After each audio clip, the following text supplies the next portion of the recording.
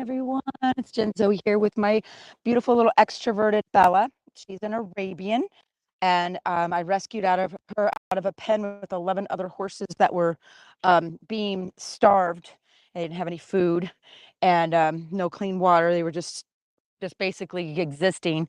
So actually, I didn't get her out of the pen. A rescue did, and then I adopted her from a rescue, and she's been working with me all week on breaking through her belief system around circles.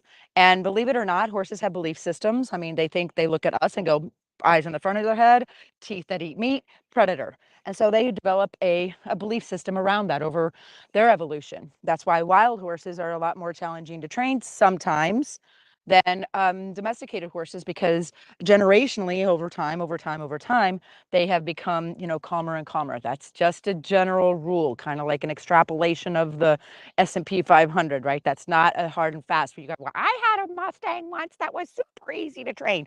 We all have those things that are outliers. So, but just generally speaking, wild horses don't have interaction with humans generationally, and these guys typically do. So she was a rescue that when she went there, they kind of everybody liked to play with her because she's beautiful and she's a lovely mover and she's small, so she's not intimidating.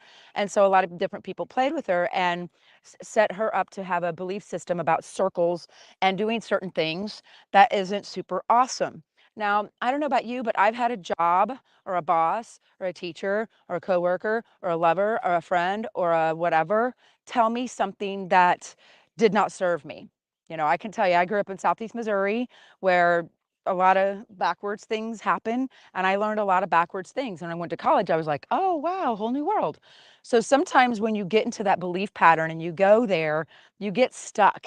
You can get stuck in your belief system and your pattern of behavior, and you don't even know why or how. And all you know is that it sucks, and it just sucks. And every time you look at it, it sucks a little more, right?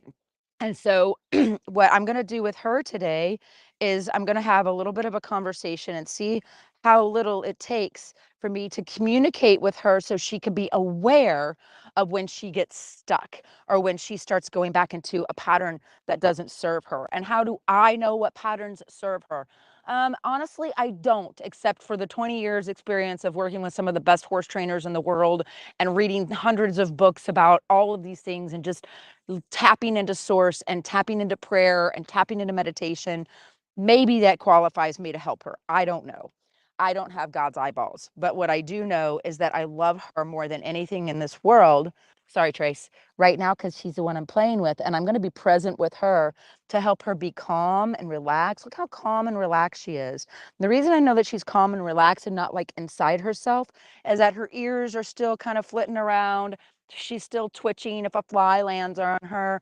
Her lips nice and loose. When I reach out to engage, she engages back. And that's step one. So I'm going to give you a few things that are going to help you get unstuck this morning. And step one is to stay present, stay in the moment, stay aware of what's actually happening, and don't shut down. Like a lot of times, I'll tell you, at some of my darkest times, I wouldn't want to get out of bed. I wouldn't want to do anything. I would want to just hide from the world and not even realize it was hiding. I just thought all I knew was that I was tired and I was hurting and I didn't feel good. I didn't feel motivated. I didn't want to get out of bed. And that's all I knew. So those things.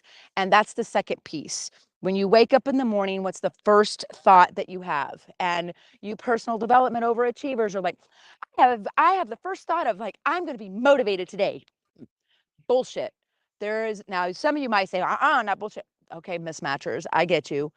But that is the key piece, is really asking yourself, what is it that I wake up feeling every day? What are the questions that I'm asking myself? What are the stories that I'm telling myself?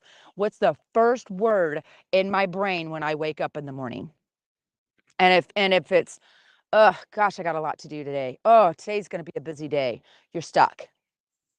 Now, that doesn't mean that busy is bad, but have you ever called anyone and said, hey, what's going on? "Oh, nothing. I'm just chilling and relaxing and like counting the leaves on the trees. No, not a lot, just super busy. What? not much is going on, but I'm super busy. You talk to anybody that doesn't say that they're busy. What are you up to? Oh, I'm just busy. Doing what? Being stuck. And so awareness is the key because she's always busy. So I'm going to work with her. We've been working on her circles. And so now I'm going to see how connected I can get with her today. And we're going to do something at the end. So make sure you watch at the end. So we're going to do something at the end to test.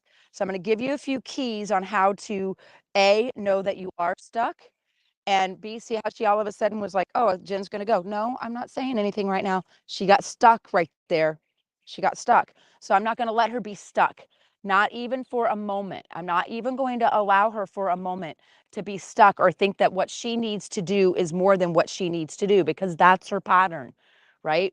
And when Bellas get burnt out and shut down, you have a big problem, because Bellas usually are like, I'll go, I'll go, I'll go, I'll do it, I'll do it, I'll do it, until one day they have a meltdown. And I did. I burned out in 2021. At the beginning of 2021, I burned out, and it was awful. And I hurt a lot of people. I hurt people I loved and cared about. And so this is super important to me, because when you get stuck, bad things happen. So I want to help you get out of this uh, being stuck and get to it before it gets so bad that you hurt yourself or others. Because when she gets stuck, if she goes crazy, guess what?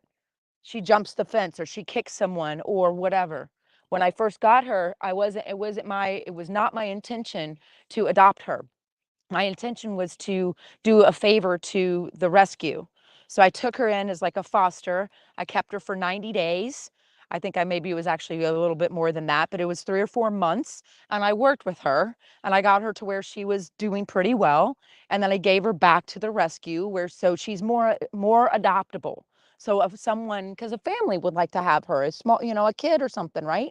Because unless you're tiny like me, well, I'm not as tiny as I usually am, but a small person can ride her because she's only 14 hands and weighs maybe about 750 pounds. So, bigger people can't ride her. So I had to put her in a position where she was safe at this level. So I gave her back to the rescue. And a little bit later, I was surprised that they still had her. I believe they didn't adopt her right away.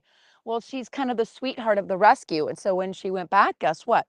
Everybody started playing with her again. Everybody started putting her back and the old patterns. And she was like, okay, now I've been lied to at this level. And she started like kicking at people and rearing and doing some